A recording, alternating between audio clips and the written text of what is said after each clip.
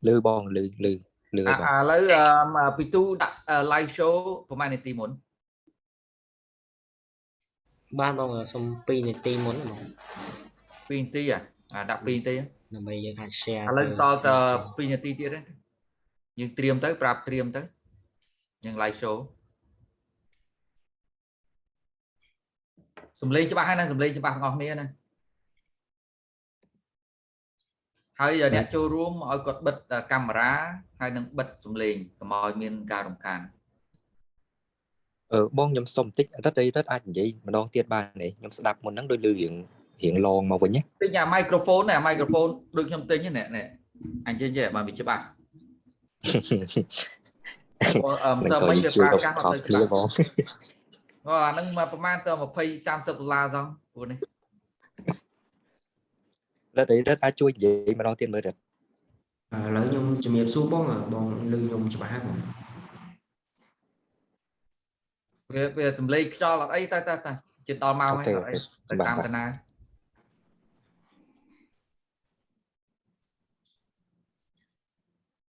ចុះខ្ញុំអត់អីណាខ្ញុំច្បាស់ល្អហើយអានេះច្បាស់អាកាសដាក់តិចហ្នឹងច្បាស់ដល់ពេញមេវាប្រើមិនសើមិញអាកាសហ្នឹងអត់សូវច្បាស់បងបរិយបងច្បាស់ល្អបងអត់អីបងអញ្ចឹងណោះអូខេ good good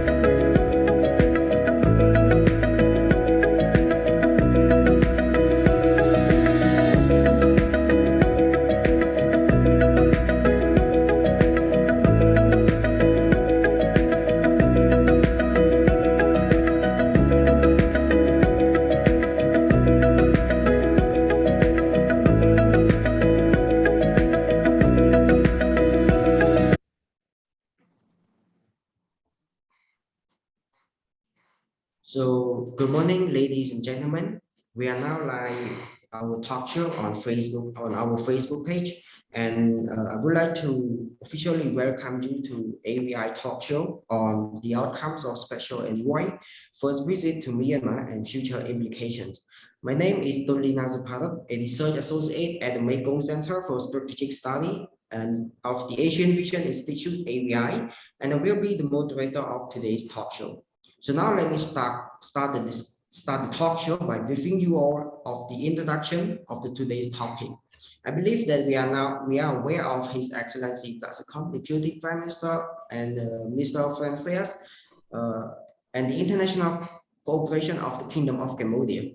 In his capacity as the Special Envoy of ASEAN Chair on Myanmar, paid his very first working visit to the Republic of the Union of Myanmar during 21st to 23rd March 2022. And I would also like to reiterate on the primary objective of this visit that to follow up the outcomes of some Daglijo Prime Minister Hun Sen visit to Myanmar on 7 to 8 January 2022 to facilitate the implementation of the 5-point consensus of the ASEAN leaders and to deliver humanitarian assistance to the people of Myanmar who are most in need.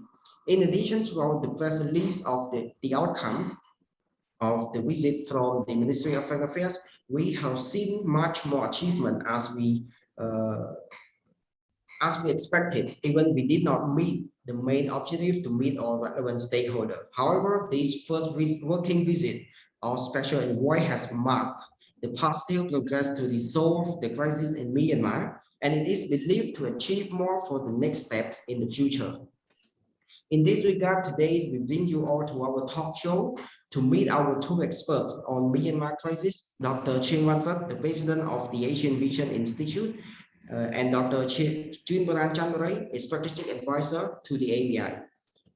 And our two speakers will share their personal and professional perception on this visit of ASEAN Special Envoy to Myanmar and way forward. So, greeting Dr. Borey and Dr. Vannarith.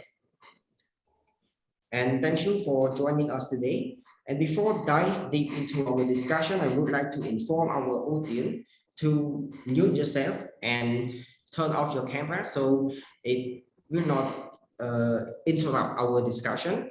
And if you have any question concerning to the topic, please kindly raise your hand and unmute yourself to ask directly to our speaker, or you can drop your question to the chat box so that I will bring it to our speaker.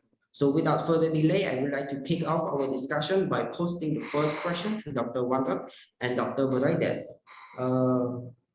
throughout the first visit of ASEAN Special Envoy, what do you think is the most achievement for this visit? And do you think what should be the next move for ASEAN and Cambodia on this matter?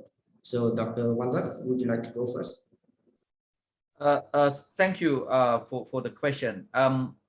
We can say that this is the one of the steps of many steps in a long journey because Myanmar is very complex and it may take years in order to have certain concrete outcomes.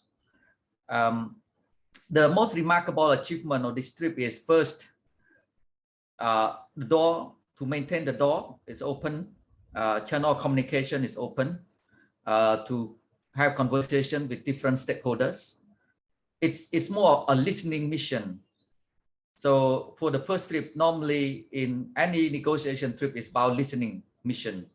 So listen to different stakeholders. But unfortunately, the special envoy could not meet the representative from the other opposition parties. So that is something unfortunate. Hopefully for the next trip, during the next trip, Special Envoy could meet a wider range of stakeholders, especially those from the opposition parties in Myanmar, so that he could listen and get some perspective from different stakeholders. So that is one of our achievements, is to understand the perspective and position and worldview of different stakeholders. Second is humanitarian assistance. So we can see some progress on this front.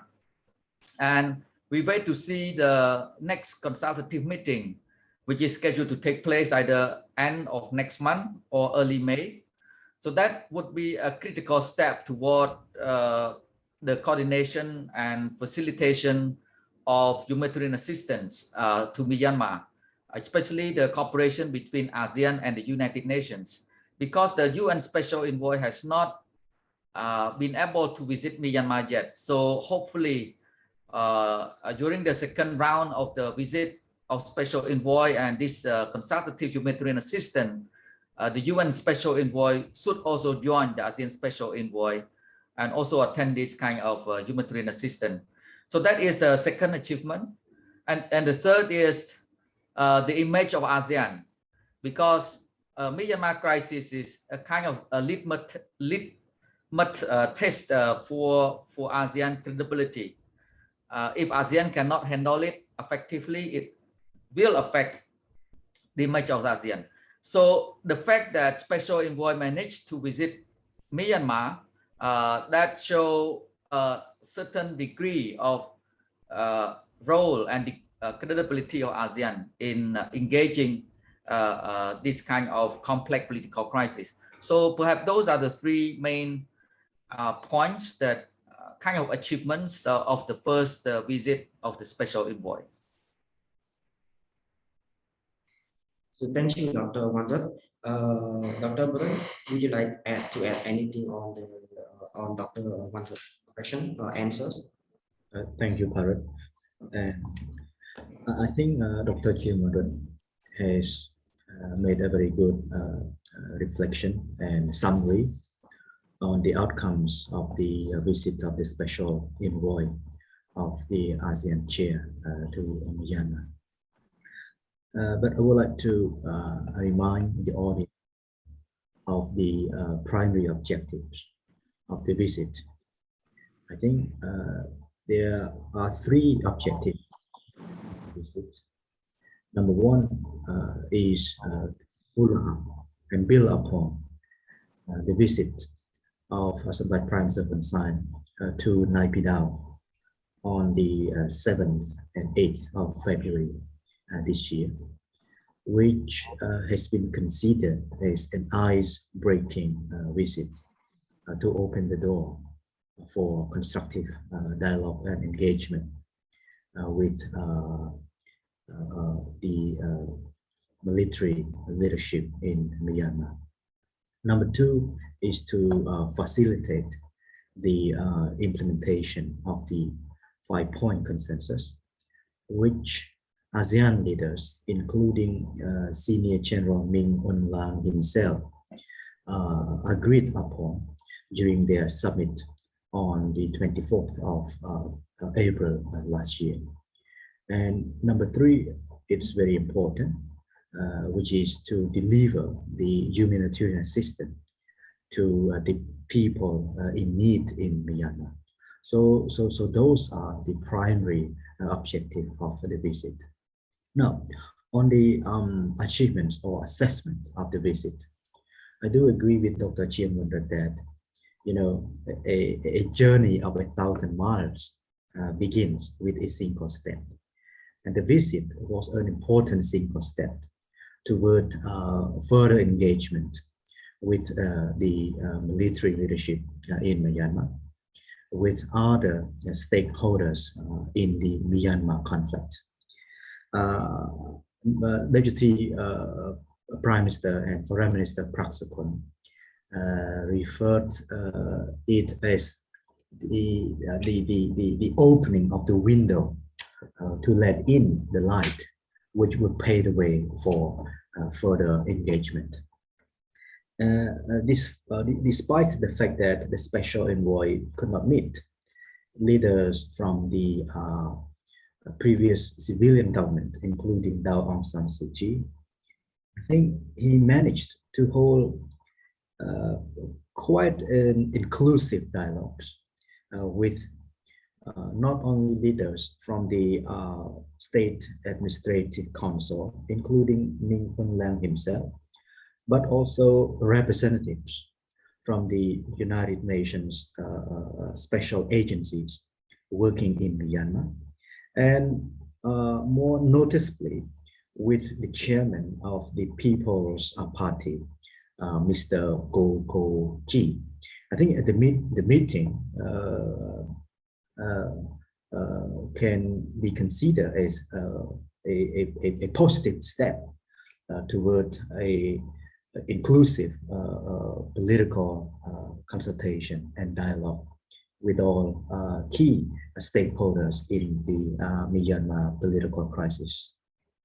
On next steps, I think humanitarian assistance must remain a key priority for ASEAN's engagement in Myanmar, and of course for the special envoy's efforts in the Myanmar crisis. And I'm glad to note that Senior General Min Aung Hlaing agreed in principle to organize the consultative meeting on humanitarian assistance to Myanmar, which is tentatively held in Cambodia in late April or early May, which provides an important platform for broader consultation on how to move humanitarian assistance in Myanmar forward. Building trust confidence among all parties concerned in Myanmar must continue to be another priority for ASEAN engagement in Myanmar. Again, I would like to emphasize Deputy Prime Minister Praksukon's statement that the process must be Myanmar owned and Myanmar led.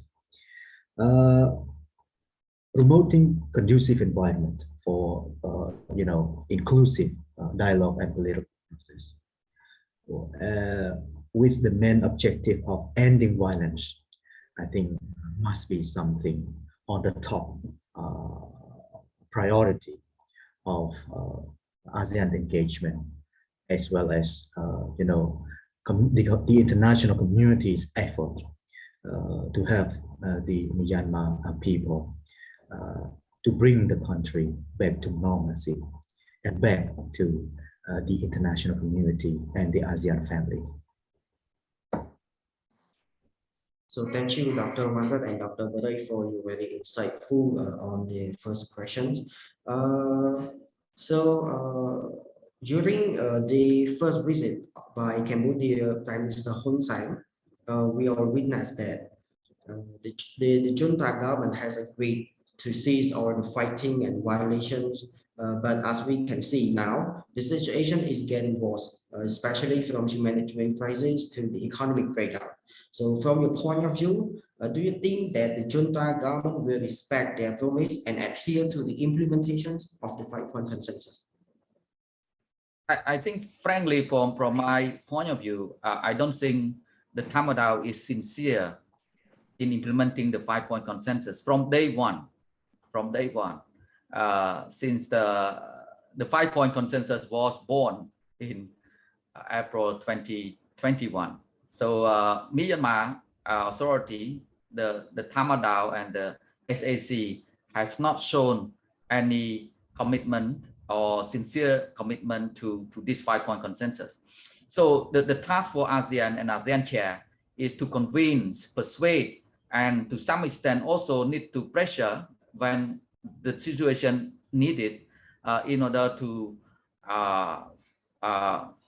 ask the SAC to fully commit to the 5-point consensus. So that is the bottom line. That is the condition that all the ASEAN member states, the 9 ASEAN member states, have agreed upon. Is without significant progress in implementing the 5-point consensus, then ASEAN cannot accept the political representation or political representative of Myanmar at ASEAN meetings, the 3-pillar ASEAN meetings. So that is the clear position of ASEAN. and ASEAN have shown unity. Of course, early on it has some differences within ASEAN, but now I think ASEAN have become more united on the Myanmar issues, which is good because ASEAN at the end of the day need to realize that unity and centrality are a matter of survival, especially within the context of a new Cold War, geopolitical competitions, and the war in Ukraine. So that is a critical moment that ASEAN need to show to the world with regards to its relevance, credibility based on unity and centrality. So that is something that I think the Tamadao should understand and fully aware that ASEAN is the most trusted partner that can help Myanmar to overcome these challenges and bring Myanmar back to the ASEAN family. And of course, Myanmar has never been abandoned by ASEAN member states. It's just a matter of representations. Actually, Myanmar is still part of ASEAN family, but only the problem of representation issues. Because ASEAN is forced to respond to this. Otherwise, ASEAN is not respected. ASEAN is not a rule-based organization. So that is something that I think we need to adhere to, the principle ASEAN and the relevance of ASEAN in engaging Myanmar. And the Tamadao should clearly understand this. So thank you, Dr. Dr. Murray, did you have anything to add on? To some extent, I do agree with Cheunboran that the implementation of the 5-point consensus has been very slow so far. As you all know, the 5-point consensus include the immediate cessation of the violence in Myanmar. Number 2, constructive dialogue among all parties concerned to seek a peaceful solution in the interest of the people in Myanmar and beyond. Number 3, the role of the special envoy of the ASEAN in providing good offices, a mediation role to bring about a peaceful resolution to the crisis. Number 4, humanitarian assistance to the people in need in the country. And last but not least, the visit of the special envoy to Myanmar. Among the 5 agreements, we can see that only 2 have been partly implemented, which is the visit of the special envoy of the ASEAN chair and the delivery of the humanitarian assistance to the country. But we need to understand the complexity of the political crisis in Myanmar in terms of religious, racial diversities, and the complicated political culture in the country. The armed insurgencies now plays a very critical role in pushing Myanmar toward uncertainty and dangerous path ahead. So sometimes we need to understand these complexities. The last point I would like to make is that whether we like it or not, it is a reality that ASEAN's leverage on the military junta in Myanmar, the Tatmadaw, is quite limited. We try, to play hardball in the face of the Tatmadaw, especially during Brunei's ASEAN chairmanship. but it didn't work. So Cambodia tried to change the approach from closing the door towards opening up the door for dialogue, consultation. So please be patient. Please give constructive dialogue and consultation a chance. I think we should not prejudge these kinds of constructive engagement.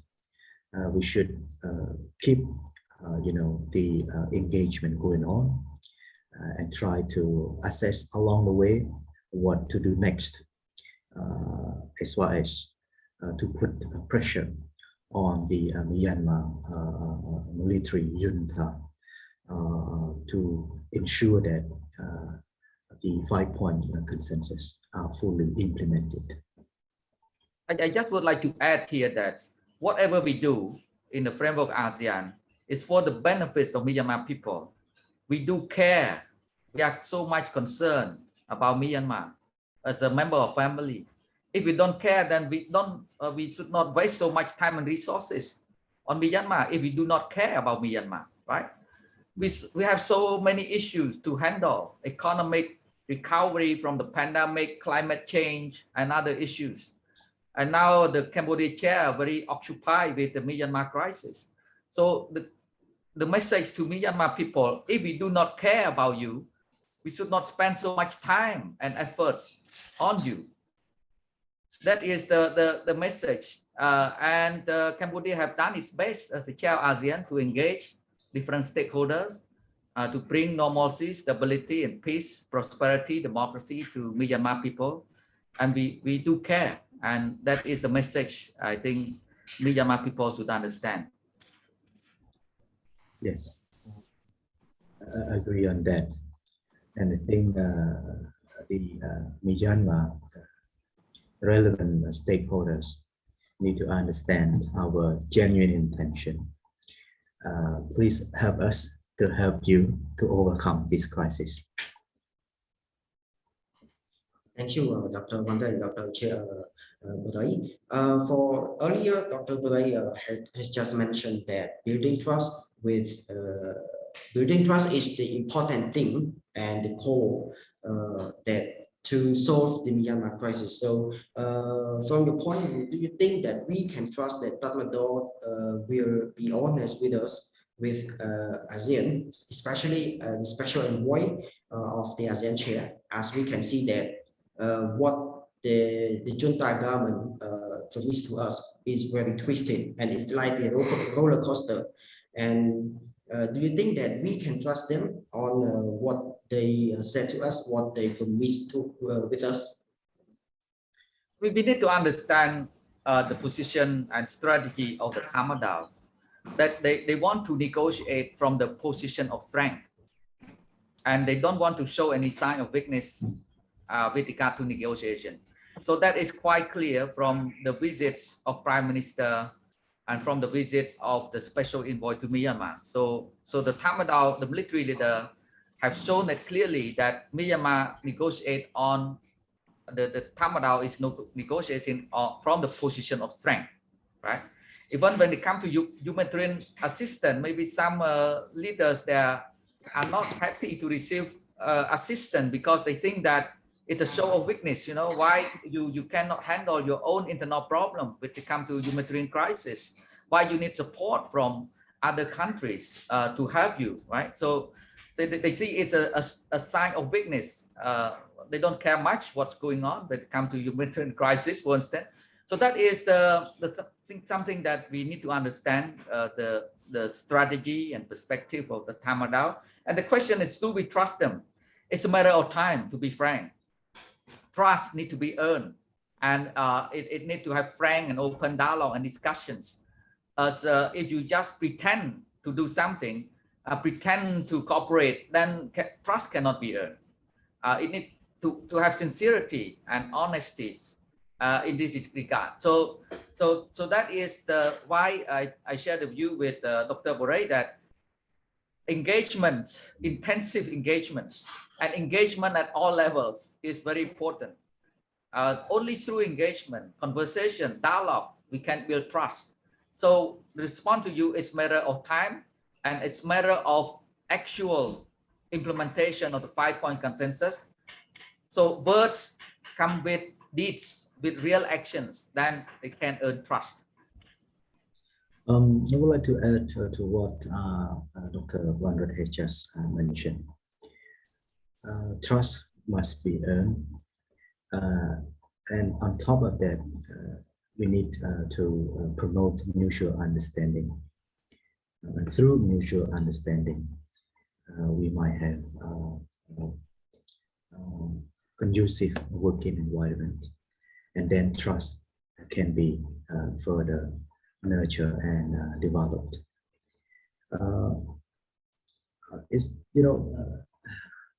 Trust must be verifiable, and what we can verify is a sincere implementation of what we have agreed upon. And what we have agreed upon is the ASEAN 5-point consensus. I think the full implementation of the 5-point consensus can tell us whether we are trustworthy toward one another or not. And this is the bottom line. And for what have been going on, I do believe that ASEAN, including the ASEAN chair Cambodia, as well as all stakeholders in Myanmar, including the Tatmadaw, all are willing to implement the 5-point consensus. Perhaps certain parties need time to make sure that the 5-point consensus are fully implemented. So I think this visit is the first, but not the last one. So let's hope for the best. And I think that the visit would pave the way for further engagement and consultation to move the implementation of the 5-point consensus forward. Thank you, Dr. Vannarith. So for the next question, Mr. Lee Yang-Ming, the Executive Director of the ASEAN Coordinating Center for Humanitarian Assistance on Disaster Management, AHA Center, was also present, accompanied with the Special Envoy mission to Myanmar. So what were the assessments on the humanitarian coordination in Myanmar? And what is the next step for humanitarian assistance from ASEAN to Myanmar? So please, Dr. Vannarith. I think, people's life must be our top priority. Therefore, humanitarian assistance to Myanmar victims of not only political crisis, but of also social economic crisis generated by the COVID-19 pandemic must be our top priority. So far, ASEAN Secretariat through the AHA Center has been very active on the ground in providing humanitarian assistance to the people over there. I think more than $1 million worth of medical equipment and supplies have been distributed across Myanmar. And ASEAN Secretariat plan to deliver more than $10 million worth of humanitarian assistance this year to those in dire need. I think we must double down our effort to make sure that no one is left behind in the country. We need also to mobilize resources to have Myanmar out of this humanitarian crisis. AHA Center has also been quite active in helping people in Rakhine State to overcome their hardship, their difficulties as well. So we need to acknowledge an important role of the AHA Center, and of course, a contribution of all ASEAN member states in providing humanitarian assistance in Myanmar. Yeah, I think this is a very critical humanitarian assistance, because what we are doing now is for the people of Myanmar, and we need to help them to overcome the humanitarian crisis. Multiple crises hit Myanmar. That is very sad and unfortunate. As a member of ASEAN, as a member of ASEAN family, as the same family, we feel the pain and suffering of Myanmar people. So we do whatever we can, I think, within the framework of ASEAN and the UN and dialogue partners of ASEAN, to facilitate and distribute the assistance to the people in need, especially healthcare, education, or food security, public health security, and education for children, because they are the future of Myanmar. Education has been seriously disrupted by the pandemic and by the violence. So that is something that I think we wish to see more concrete, effective humanitarian assistance, inclusive humanitarian assistance to Myanmar. And I think, of course, the AHA Center play a central role, but we also need to recognize the role of UN agencies. Which already in operating in Myanmar, they have their own system and network there, and they understand it. I think UN understand the situation better than ASEAN, because they have a different agency in Myanmar. So that's why I think we need to work very closely with UN agencies to implement humanitarian assistance. Thank you. Dr. Buddha and Dr. Wangkok has mentioned a lot about the achievement on the humanitarian assistance in Myanmar. So from your perspective, what do you think that could be achieved more further than the humanitarian assistance in Myanmar, during the special envoy visit to the Myanmar, and also a way forward?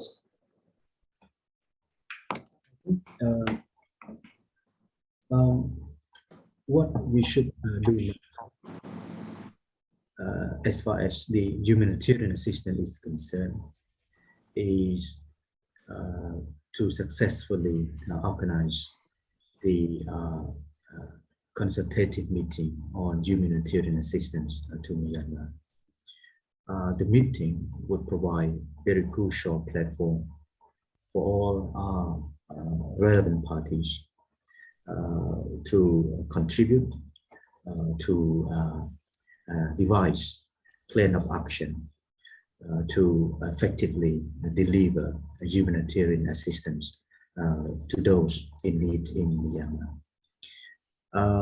Creating humanitarian corridor, which is the initiative of the Cambodian chair, would also play a very important role to ensure that all humanitarian assistance is widely distributed across Myanmar without any political discrimination, and in a very inclusive manner. So I think those are important steps forward as far as the humanitarian assistance is concerned. There's some questions from Bao Zhang, I think, from a Chinese journalist based in Phnom Penh. He have two questions. First is with regards to the statement by the special envoy that parties in Myanmar are not ready to negotiate. And the second question concerning the reports that the First Lady Su Lin refused to meet the special envoy. Is it a matter of trust that the opposition parties and UG does not trust the ASEAN special envoy? So I will pick up this question, and then Dr. Borey can respond to these two. First, I think it's an accurate assessment that all parties in Myanmar are not yet ready to negotiate. For the NUG and for the PDF, they perhaps calculate this is the once and for all moment to uproot the political role of the military in Myanmar politics. Because since 1948, the military have been at the center of Myanmar power politics and Myanmar politics. And the constitution in particular have put the quota for the militaries to be a member of parliament without elections. So that perhaps the moment they could not tolerate anymore the political role of Myanmar. So that can be a critical turning point with regards to the political role of military. So that I think the opposition leader do not trust the military anymore. And of course, those who oppose the coup do not trust the military anymore. So that is the problem of trust between different political parties, political groups in Myanmar. And it's hard to bring different parties to negotiation table. And the military regime always think that they are the strongest political force with the military forces and so on. So they will not negotiate with the weak parties, you know. So it's no room for negotiation because they still believe that they are the one in power. And so you know, this is different from Cambodia. When we implemented win-win policy, Hun Sen is a strongest factions of the other factions, right? And the Khmer Rouge remnant is very weak compared with the Cambodian government forces at that time. But in negotiation and peace negotiation, if you calculate based on power relationship, I mean, I'm stronger than you, so I don't negotiate with you. So that cannot lead to any negotiation. So when you really want to have negotiation, a meaningful dialogue, then need to treat everyone equal, inclusive, so that we can talk and negotiate. So that is the position of the military. They don't want to talk to the weak, and they regard them as a terrorist. And if you regard each other as terrorists, you know, in principle, in negotiation principle, never talk to terrorists. That is the basic bottom line in negotiation, any principle in negotiation, never talk to terrorists. So they need to stop calling each other terrorists and explore more room for dialogue.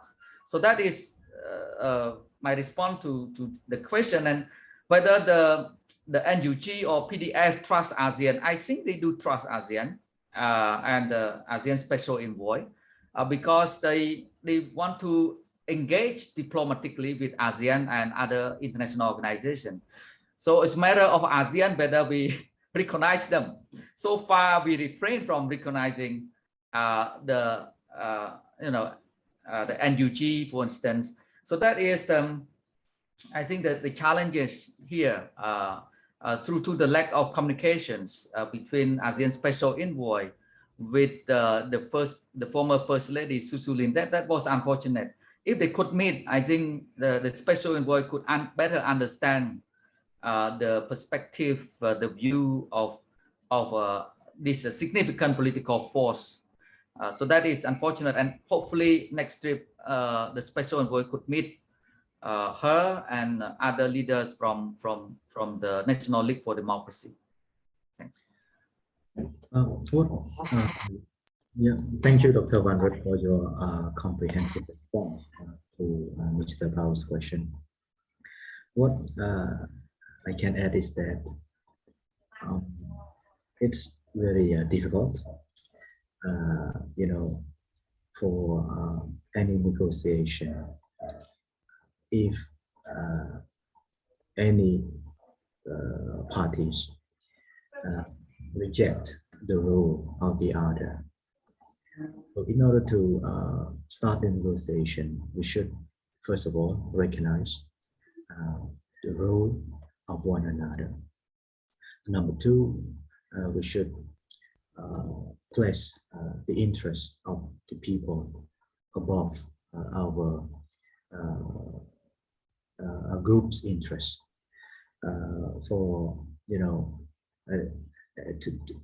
because without putting the interest of the people, the nation first, it's very hard to move the negotiation process forward.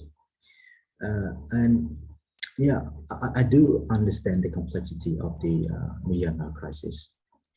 Perhaps relevant parties are now in the process of figuring out the way forward.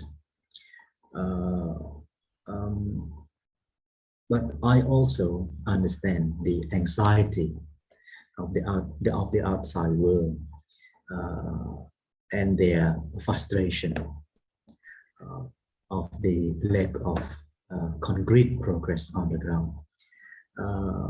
But sometimes we need to be patient. What else can we do? We cannot impose our negotiation direction to relevant parties in Myanmar. What we should do is to provide conducive environment for them to have political trust, to engage in inclusive dialogue. And again, the process must be Myanmar-owned and Myanmar-led. We cannot impose our will on them.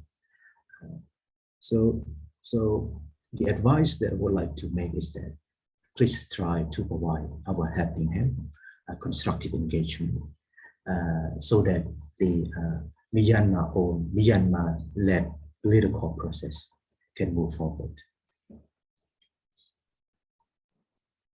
So thank you, Dr. Vannarith and Dr. Budai. There is one question from our audience named Lim Chai. He asked that when it comes to this kind of political security issue, ASEAN has always had different voices internally, at least at the very first place. So some might argue it is a sign of ASEAN disunity. And in order to reach a common ground and consensus responding to the any specific issue, what would be your suggestions for ASEAN and especially for Cambodia? How can show our own leadership to bring together ASEAN members to have one voice during our time as the chair this year? Well, again, thanks for the question. I think it's no other better way than listening, consulting and listening. That is the only way to build consensus. And Cambodia has shown that flexibility and consult with ASEAN member states at bilateral and multilateral platforms. So that's to build consensus, because as I said earlier, ASEAN centrality and unity is the matter of survival. We are not superpowers. We don't have any armed forces to occupy the territory of any other countries. You don't have military forces and economic forces to coerce other countries. What we do have is a normative power, a power based on principle, the power based on international law, and the power based on unity and centrality of ASEAN. So that is the bottom line. And that is the kind of the common knowledge of all ASEAN member states. If they don't hang together, they will be hanged separately. That is the only one. So any circumstances, of course, we agree to disagree. We have these differences sometimes within ASEAN, but at the end of the day, they will become united. So that is perhaps, I call it a resilience of ASEAN. It is something, a miracle for ASEAN, is even though there are differences, they still work together and have united front. I just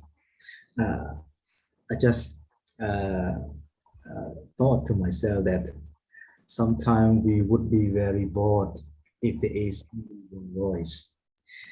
Diverse voice might be helpful in many ways, and it, diverse voice also make our life more colorful. And it is true for ASEAN. We need to recognize different voices within ASEAN, and it reflects the diversities of this regional organization in terms of politics, economic developments, social fabric, religious and racial identity, so on and so forth. So we should not, or I think we should not shy away of embracing diversities in ASEAN. But what we should do is to capitalize on the diversity for the common interests of ASEAN.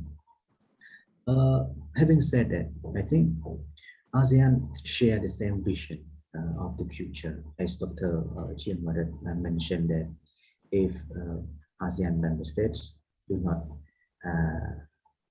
hang around, they would be hang up separately, and it's true, especially in the context of geopolitical competition, which has been intensified over the last 5 or 10 years. We have no choice but to stick together. Otherwise, our voice would be silent. Our role, the ASEAN centrality, would be eroded, and our economic competitiveness would be in decline. And then these are the bottom lines, and all ASEAN member states understand clearly the bottom line. We have no other alternative but to work together in building the ASEAN community. Of course, ASEAN community in diversity. So thank you, Dr. Wonder and Dr. Bray. Mr. Bao has a follow-up question that you both mentioned just now, that the special envoy does not have enough leverage and resource to promote peace talk. So how do other parties, including Japan, US, China, cooperate with the special envoy of ASEAN chair? Is it possible to persuade interested party to use aid or sanction relief as the leverage? I think I'm not. What I did say is that ASEAN as the regional institution has limited leverage on the Myanmar, and not referring to the special envoy. Political leverage sometimes come from a close personal relation, and I do believe that Cambodian leaders, including the special envoy of the ASEAN chair this year, has maintained very cordial and stable working relationship with the leadership in Myanmar, including the leadership in Tet Madam. And this plays a very important role in building trust, in promoting inclusive consultation. Yes, of course, I do believe that external partners, including US, China, Japan, play constructive role in the political crisis in Myanmar. But so far, they have not played any significant role. The window of opportunity for their engagement, I believe at this stage, must go through ASEAN channel. So perhaps they can provide support and assistance in terms of humanitarian relief to ASEAN, and especially through our center, so that ASEAN can have a much more role to play in Myanmar, and that role might increase ASEAN's leverage in the Myanmar political process. I just would like to add here that ASEAN is not supranational body. It's totally different from the European Union. ASEAN is intergovernmental organizations. So it doesn't have much leverage on its member states when it comes to politics, security, foreign policy in particular. So that is the nature of ASEAN. That's why we work on this consultation and consensus. And the leverage can be generated by trust, by sincerity. If they don't trust and are not sincere, then ASEAN cannot have any leverage, because the principle ASEAN based on trust and sincerity and a goodwill, so to speak, is a goodwill or willingness to cooperate. It's on voluntary basis, cooperation within ASEAN. It's no such enforcement mechanism. If you don't implement certain things, I will punish you. Yeah. We don't have this kind of mechanism, you know. So that we have to understand the nature of ASEAN. And of course, the dialogue partner so far have expressed their support to ASEAN Special Envoy. Even at the bilateral meeting between Japan and India lately, in the joint statement, they also recognize the role of ASEAN, the role of Special Envoy ASEAN in Myanmar. And China and the United States and the European Union also recognize the role of ASEAN and the Special Envoy ASEAN in Myanmar. And as Dr. Borey said, please give more development assistance and aids to Myanmar through ASEAN. Vaccines and any other assistance we welcome. Sure, Dr. Vannarith. For again, on the ASEAN member state, after the first visit of Special Envoy, what do you think about their expression on Cambodia as the ASEAN chair, and also the ASEAN chair Special Envoy to visit to the first working visit to Myanmar? Dr. Borey? You know, your voice was breaking down. Can you repeat the question again? I'm sorry. My question is that after the visit of Special Envoy to Myanmar, what do you think about the expression of the other ASEAN member states on this visit? Oh, I don't really know, honestly, but I think they should have welcomed the first visit of the Special Envoy of the ASEAN chair, because since ASEAN leaders agreed on the 5-point consensus, and this is the first visit after more than a year, so they should have welcomed the first visit. And sometimes, you know, we need to be pragmatic. And the pragmatism is that without engagement, we cannot help the Myanmar people, especially the people who are in dire need of humanitarian assistance. And they can't wait any longer. This is the reality on the ground. Number two, I think, again, constructive engagement is the only hope to bring about positive changes. As Dr. Vannarith has mentioned, the Tatmadaw has not shown any signs of flexibility or political compromise, despite pressures, sanctions from some of the international community. So constructive engagement is the only hope, and we should encourage this process, and we should, you know, continue to keep our momentum to bring about a more positive change for the benefits of Myanmar people, especially for those who are in dire needs of humanitarian assistance. So, Dr. Vannarith, do you have? Stress against that what we are doing now is for the people of Myanmar. So need to believe it and think that way, so that we can have common ground for cooperation. It's all for the people of Myanmar.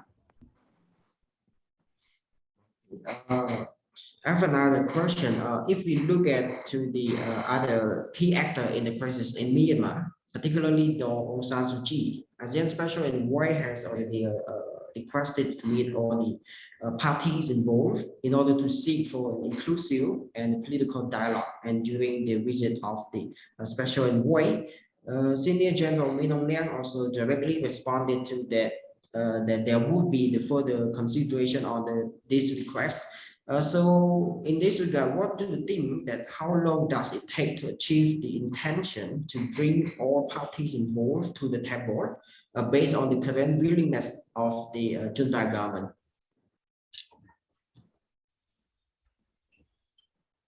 Dr. Wambert? Oh, okay. As I think we share, Dr. Bore also mentioned that the prospect of having a negotiation among different political groups is very remote at this stage. So what we can do is pick low-hanging fruits, which is humanitarian assistance. So that is the reality, right? A pragmatic approach. So if we aim to have inclusive political dialogues while they are not ready for negotiation, then how can we force them to come to negotiation table? So the Cambodian peace process, because of all the factions in Cambodia agree to negotiate, then the external actor can facilitate and provide platform for negotiations. But so that's why it's in the hands of Myanmar political leaders when they think it's right, appropriate time to negotiate, and ASEAN ready to facilitate, either coming to Cambodia for meeting or on a Mekong cruise for dialogue. We will prepare to facilitate this kind of dialogue, right? So the message to Myanmar leaders is please look after your own people, and we do whatever we can to help you. Yeah, I do agree. You know, as a saying goes, it takes two to tango. Sometimes the political willingness of the part of the TED model is not enough. We need commitment and political willingness of all parties concerned, including the ethnic groups and especially the People's Defense Forces. It is reported that they seem not to be willing to engage in the negotiation with the Technodal, and this is the problem. I'm not blaming any party, but I'm blaming the lack of political willingness of all parties in engaging in a genuine and faithful negotiation for the interest of the Myanmar people. Again, without negotiation, without political dialogue, we cannot find any peaceful settlement of the crisis at the moment. And the dialogue must start from the Myanmar parties concerned. The outside world cannot, kickstart the process. We can provide conducive environment, good offices, but the process must be kickstart by the Myanmar leadership itself. What we can do is to facilitate, and that's it. I think this is the reality. Thank you, Dr. Mata and Dr. Badaya. Due to the time constraint, I have one last question for you. Based on the challenges facing the ASEAN Special Envoy first visit to Myanmar, what do you think, what challenges should we take into account for the future visit of the Special Envoy to Myanmar? And what is the lesson learned for ASEAN Special Envoy for the next step? I think as I mentioned earlier on, this is the first but not the last visit of the Special Envoy of the ASEAN Chair. The delegation of the Special Envoy might visit the country in the near future. Perhaps in an effective way to move forward is to have closed-door consultation at the working group level in order to pave the way for the upcoming visit of the special envoy. I still believe in traditional diplomacy, old school diplomacy, closed-door engagement, a backdoor channel sometimes help a lot in negotiation. Megaphone diplomacy might not be as effective as a backdoor channel or quiet engagement. Perhaps we can explore this possibility for the upcoming visit of the special envoy of the ASEAN chair. I think learning from this first visit, as I said, is a listening mission. So next step will be more actions-oriented missions for the next visit, and broaden the dialogue networks, engagement, stakeholder engagement. So talk to different stakeholders and try to connect the dots, try to connect stakeholders and build a collaboration and partnership. So that perhaps the next step. Now it's the more of the landscaping exercises, but still the landscaping exercise still not complete. Maybe only 40% or 50% of the landscape that we discover or we found. We need to explore another 60% of the landscaping exercise. So based on this landscaping, then we can go to stakeholder, more productive, active stakeholder engagements, and then move toward partnership and collaboration. And hopefully solution is at the end of the tunnel. Because I think in diplomacy, it's about conversation and dialogue. Keep talking. And that is the nature of diplomacy. Keep talking. Even though sometimes it doesn't produce immediate outcomes, but talking is very important. When you don't have opportunity to talk, then you feel the important necessity of conversations.